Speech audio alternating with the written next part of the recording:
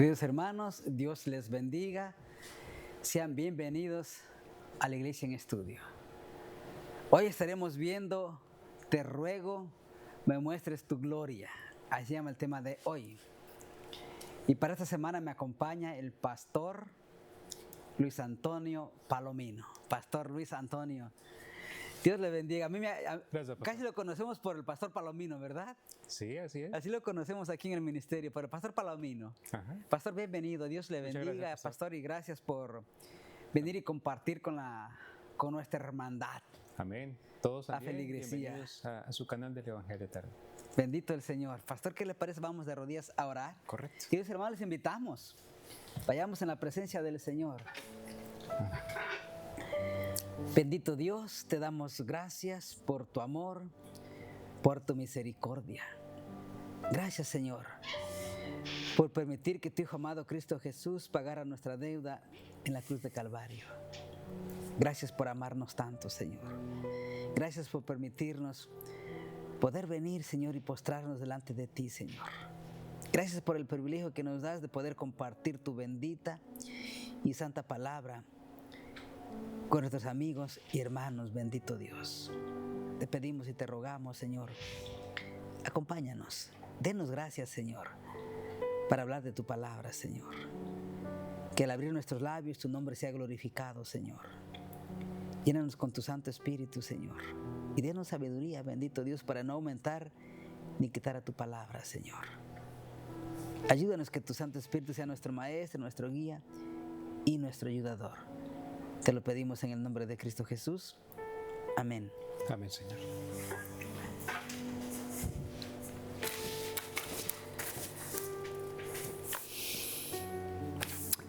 Adelante, pastor.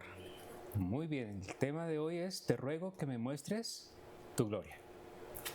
Cuando vemos acá esta cita, notamos que Moisés con mucha humildad se dirigía al Señor. Él no le exigía. Hay personas que le exigen a Dios, como si Dios no fuera Dios.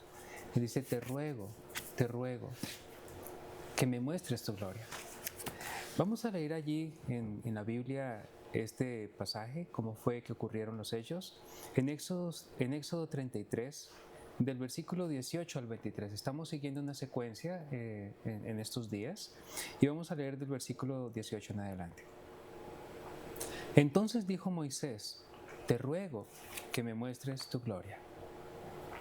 Y Jehová le respondió, yo haré pasar toda mi bondad delante de tu rostro y pronunciaré el nombre de Jehová delante de ti, pues tengo misericordia del que quiero tener misericordia y soy clemente con quien quiero ser clemente. Pero no podrás ver mi rostro, añadió, porque ningún hombre podrá verme y seguir viviendo.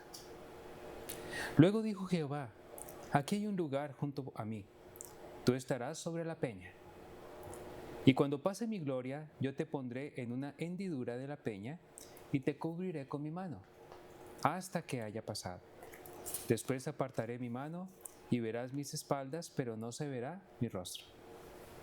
No sé, hermanos, ustedes, pero cuando yo leo esto,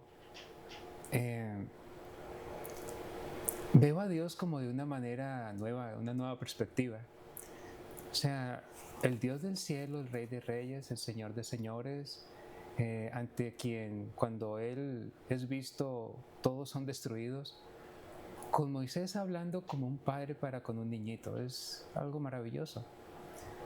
Moisés pidiéndole, yo quiero conocer más de ti, yo quiero estar más cerca de ti, yo quiero verte físicamente, ¿me dejas ver tu gloria?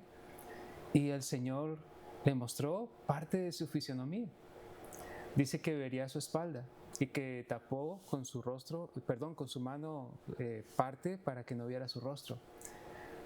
Primero que todo nos muestra que el Señor tiene figura como nosotros los seres humanos. De hecho, fuimos hechos a su imagen. Amén. Nosotros nos parecemos a Él. Aunque Él es espíritu, al mismo tiempo tiene una forma. Algún día lo veremos y le podremos ver cara a cara. Y va a ser algo muy hermoso. Y cuando vemos la actitud de Dios para con Moisés, a mí me da esperanza de que podemos acercarnos a Dios confiadamente. y que podemos pedirle al Señor, permíteme conocerte mejor. Y cuando el Señor se manifestó a Moisés, me parece lo que dice el versículo 19 muy importante.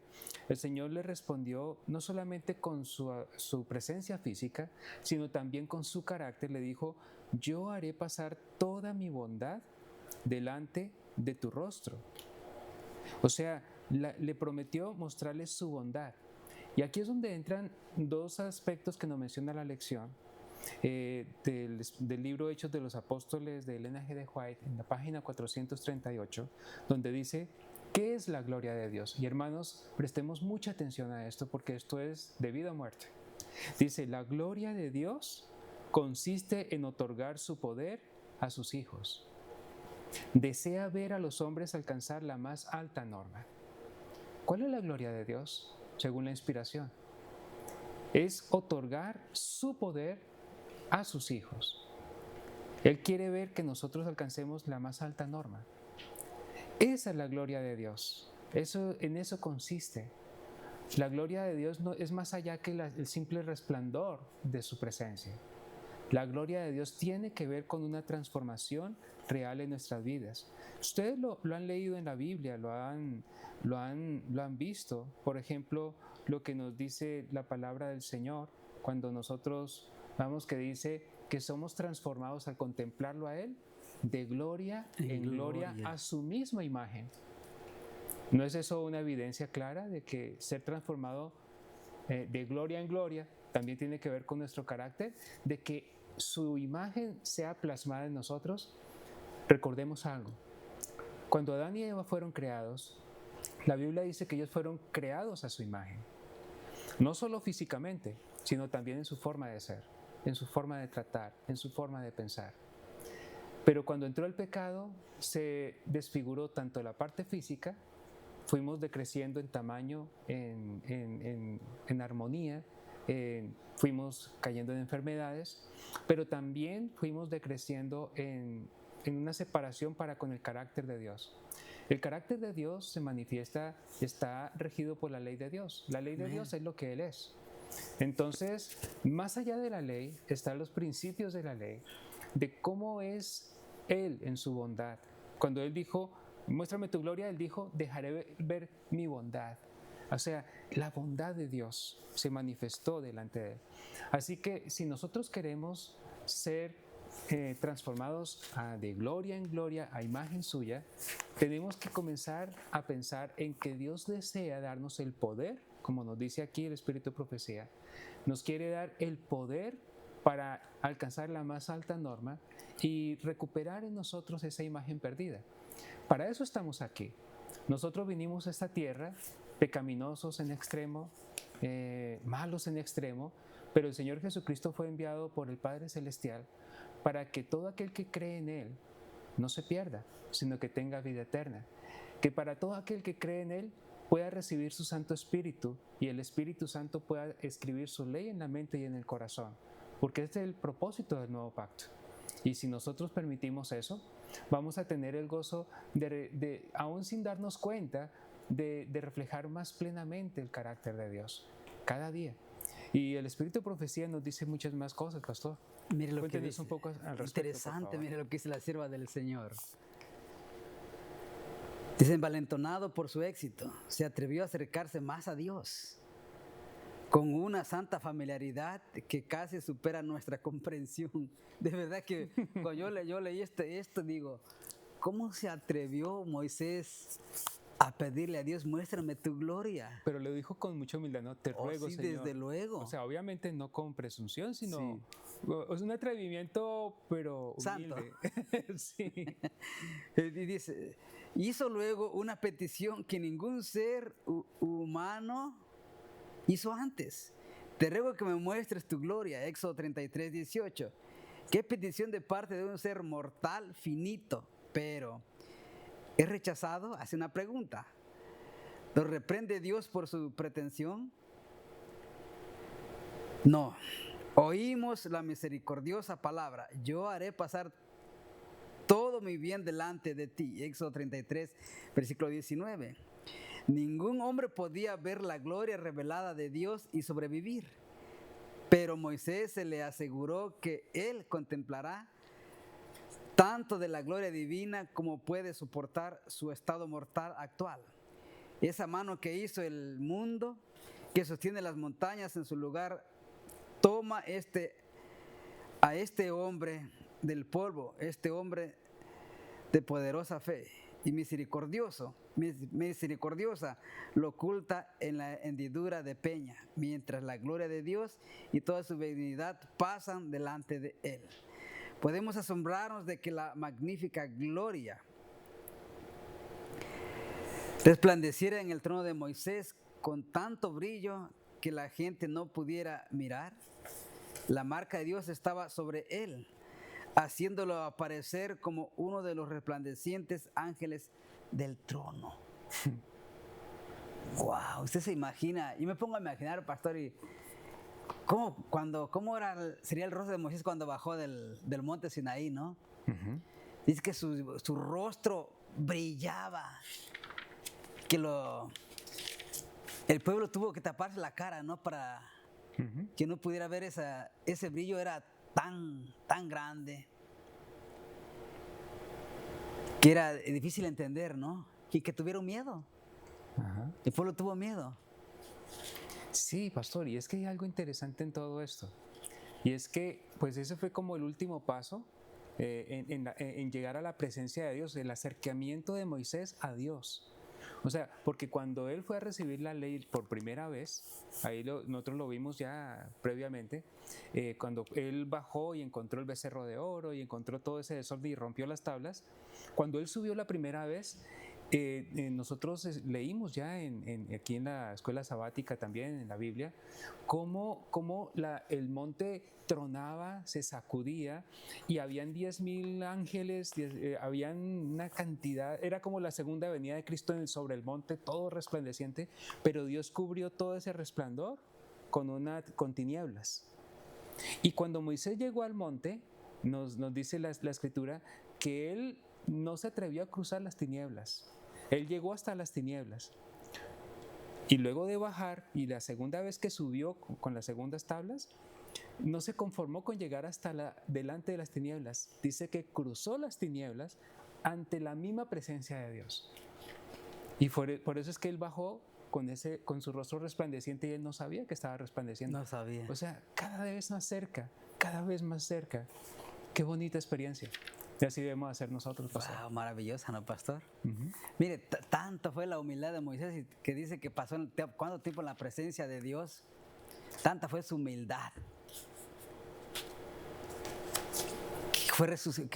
Cuando murió fue resucitado, ¿no? Y fue llevado al cielo. Y Moisés representa a aquellos que van a resucitar, ¿no, pastor? Correcto. Y Elías representa a aquellos que van a ser arrebatados Uh-huh. cuando el Señor venga. Porque es que va a haber dos grupos, ¿no? Va a haber dos grupos. Los primeros, los que están en los sepulcros, que murieron en la esperanza, creyendo en el mensaje, van a resucitar. Después los que estemos vivos seremos transformados en un abrir y cerrar de ojos para dar con el Señor. Entonces Moisés representa a los que van a resucitar y Elías representa a los que van a estar vivos. Correcto, pastor. Qué lindo, ¿no? Amén. Pero ¿sabe, pastor? Ya que estamos hablando de la gloria de Dios, dentro de cuando dice, muéstrame tu gloria, ahí aparece la bondad de Él. Y no lo vamos a ver ahorita, pero mañana lo vamos a ver. Y solo quiero adelantar este pequeño fragmento. Es que cuando Él le revela su gloria, también habla de su misericordia, pero también habla de que no pasa por alto la maldad del impío. O sea, es amoroso, pero es justo. Y que en el caso de Moisés, eso fue algo muy patente, porque él estuvo 39 años haciendo muy bien su trabajo como intercesor delante del Señor, como mensajero de Dios, como profeta, pero un solo pecado antes de entrar a la tierra prometida, y el Señor no le perdonó eso, o sea, se lo perdonó, pero no le quitó la consecuencia, no le permitió entrar a la tierra prometida en ese momento y murió. O sea, porque Dios quería dar un mensaje, que Él es amor, pero tenemos que también reconocer de que Él es justo. Entonces, Él perdona nuestros pecados, pero no quita muchas veces las consecuencias de nuestros pecados. Y eso nos ayuda a entender más y más cómo es la gloria de Dios. Dios es un Dios amoroso. No es como nosotros a veces que como padres nos equivocamos y le damos demasiada tolerancia y demasiado amor a nuestros hijos y nos olvidamos de aplicarle también disciplina. Dios no es así. Y creo que eso hace parte de la gloria del Señor también. Sí, de verdad, pastor, el amor de Dios. Me ponía a pensar que dice la palabra del Señor que Moisés vio la tierra de lejos. Uno se preguntará, pero si Dios es amor, ¿y cuánto hizo Moisés por Dios? Porque fue el que hizo para batallar con ese pueblo rebelde, ¿no? Y al final no entró a la tierra prometida por una sola desobediencia, ¿no? Correcto. Pero fue tan misericordioso que después lo llevó a la tierra prometida, la del cielo. Sí, la del cielo, que dice que lo resucitó, ¿no? Ajá, lo resucitó. Wow. Eso dice allá en el libro de Judas, que dice que el arcángel fue a luchar por el cuerpo de Moisés y Satanás tratando de retenerlo, pero el Señor venció. Y que Satanás lo acusaba de haber pecado, ¿no? Pero dijo el Señor que al final Moisés había arrepentido. Correcto. Mire lo que dice la sierva del Señor. Este incidente y sobre todo la seguridad de que Dios oiría su oración y de que la presencia divina le acompañaría eran de más valor para Moisés como caudillo que el saber de Egipto o todo lo que alcanzara en la ciencia militar. Ningún poder, habilidad o saber terrenal pueden reemplazar la inmediata presencia de Dios. En la historia de Moisés podemos ver cuán íntima comunión con Dios puede gozar el hombre. Un ejemplo, ¿no? Dice, podemos ver cuán íntima comunión con Dios puede gozar el hombre. Para el transgresor es algo terrible caer en las manos de Dios viviente. Terrible es conocer a un Dios vivo. Pero Moisés no tenía miedo de estar a solas con el autor de aquella ley que había sido pronunciada con tan pavorosa sublimidad desde el monte Sinaí, porque su alma estaba en armonía con la voluntad de su Hacedor. Qué lindo, ¿no? Orar es el acto de abrir el corazón a Dios como a un amigo. El ojo de la fe discernirá a Dios muy cerca y el suplicante puede obtener preciosa evidencia del amor y del cuidado que Dios manifiesta por él. Qué lindo, ¿no? Amén. Podemos que Moisés pudo experimentar esa presencia de Dios. Literal. Literal. ¿Por qué? Porque caminó con Dios. Y fue obediente a Dios en todo. Amén. Como ser humano, tuvo sus errores también, se enojó. Pero Dios le perdonó. Okay. Dios le perdonó.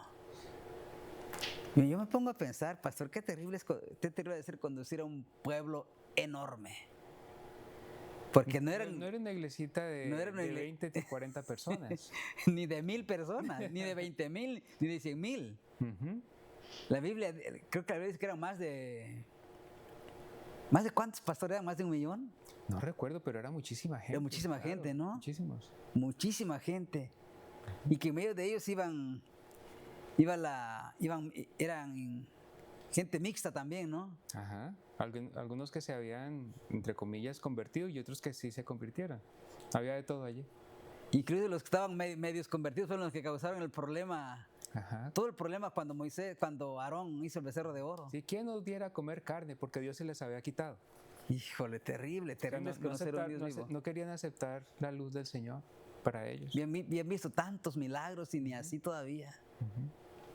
Bueno, es verdad que conocemos, queridos hermanos, a un Dios vivo, a un Dios de amor, a un Dios de misericordia, a un Dios de oportunidades. Así que si tú nos estás viendo, hermano, por primera vez, te invitamos a que no te pierdas la lección de mañana. Va a ser bastante edificante. Y bueno, que Dios te bendiga, mi hermano, mi amigo. Y te esperamos mañana a la misma hora y por el mismo canal. Que Dios te bendiga. Te esperamos.